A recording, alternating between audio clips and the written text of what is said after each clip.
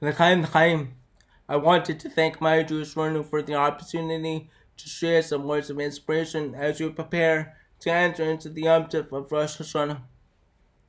And I wanted to first start by defining Rosh Hashanah because I don't think it's what so many of us think it to be. Contrary to popular opinion, Rosh Hashanah is not the Jewish New Year. Even though we wish each other Hashanah Tova U'Mitzvah to have a happy, sweet New Year, Rosh in Hebrew means head. Hashanah means either old or changed. So Rosh Hashanah is a time that we reevaluate where our head is. We look back at what was, at what we should be keeping the same from the old, and what we maybe need to change as we transition into the new. The Arizal, Rabbi Isaac Luria, teaches us that every day in our year has a unique, holy energy, and that we can tap into that energy to experience renewal every single day. Our Jewish calendar is set up in a circle. There's no beginning or end. Instead, it's a spiral staircase that ascends upwards. And the energy of today is the exact same energy that existed last year and the year before. All the way back to the very first day in history of that week. For example, on Shabbos Kodesh, we are able to re-experience the energy of peacefulness and holiness that existed on the very first Shabbat when God created the world 5,781 years ago. Or on Pesach, Passover, we are able to re-experience the energy of freedom that our mothers and fathers experienced when they first walked out of Egypt. What then is the energy of Rosh Hashanah? Chazal, our sages teach us that Rosh Hashanah is the anniversary of the birthday of Adam and Chava, of Adam and Eve. The energy of Rosh Hashanah is birth. But what is a birthday?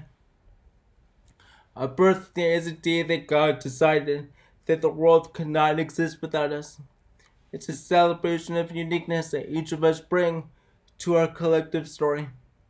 Each year on our birthday, we stand in the exact same place of energy flow that existed last year and the year before and on the day we were born. But we are not the same people now as we were then. We are one spiral higher. We have new experiences and new relationships now than we did then. The only thing that remains the same is a unique, holy energy that God brought into the world just for us. Most of our Rosh Hashanah davening is said and sung in the present tense, because birth and rebirth is not so much about what was, but about what is and what can become. Rosh Hashanah is not a celebration of a year that passed. It's a celebration of a year that is coming. We stand today to kick off that year together. Whatever reality that was is now gone. Rosh Hashanah is a birth. It brings a new reality that's waiting for each of us to bring from abstraction to actuality. And today is that beginning. And it begins with us.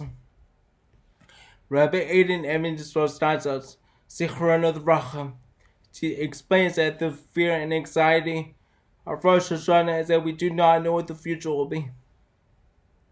And this is exactly how a birthing process works.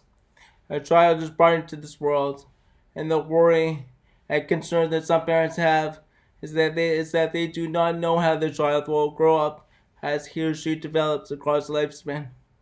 This child can be brought into the most loving, nurturing, caring family with the most amazing parents and siblings. But in the end of the day, how he or she develops is up to him or her.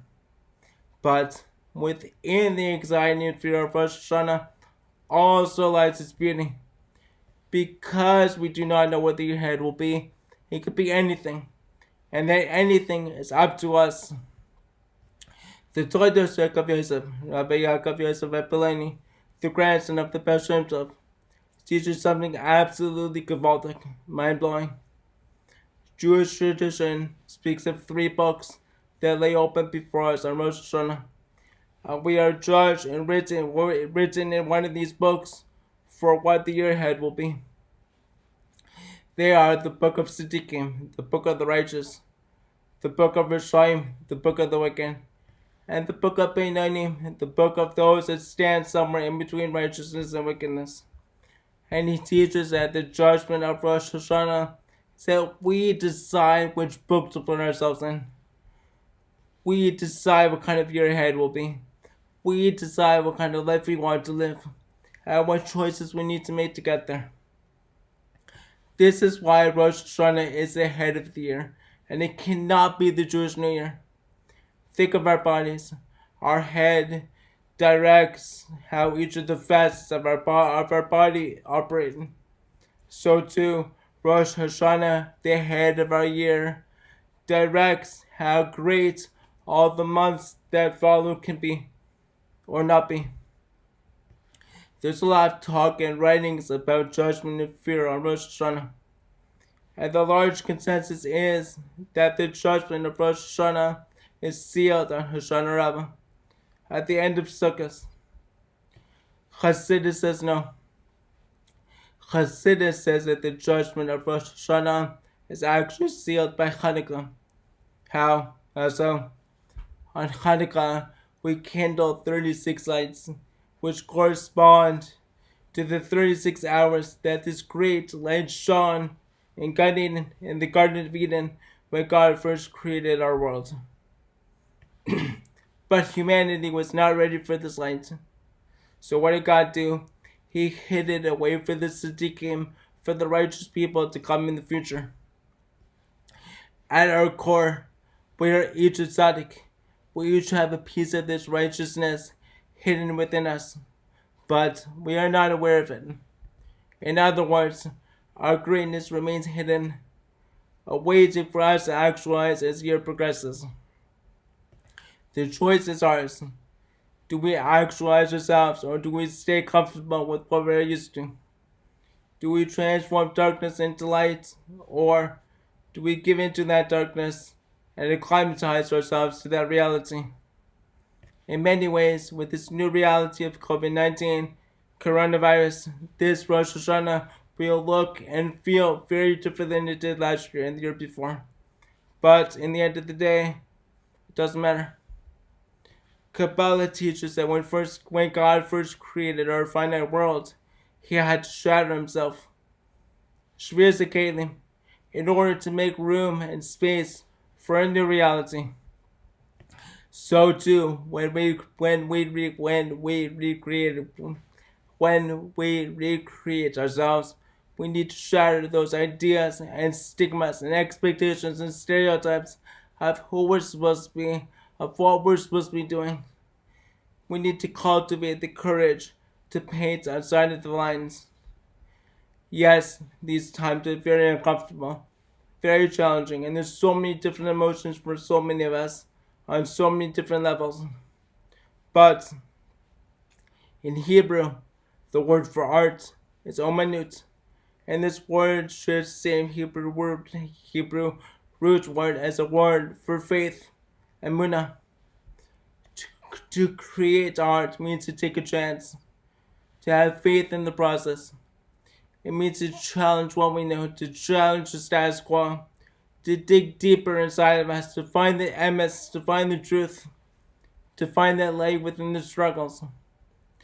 The same energy that God brought into this world on our birthday, just for us, is open and accessible to each of us on Rosh Hashanah. The choice remains the same year after year. Are we going to be brave enough to reconnect to our hidden tzaddik, to our hidden righteousness and greatness? Or are we going to stay comfortable with what we're used to? As anxiety-evoking and as challenging as COVID-19 has been for so many of us in so many different ways, so too within those struggles also lies the beauty. We are the authors of the story that could be. As we experience and celebrate the hiddenness and majesty of Rosh Hashanah, which sefer, which book are we going to write ourselves in? Which chapter are we going to write in our personal narratives? Will we choose life and truly live our days and infuse meaning and vitality into everything we do, or will we choose death and just go through the motions, day after day, everything on repeat?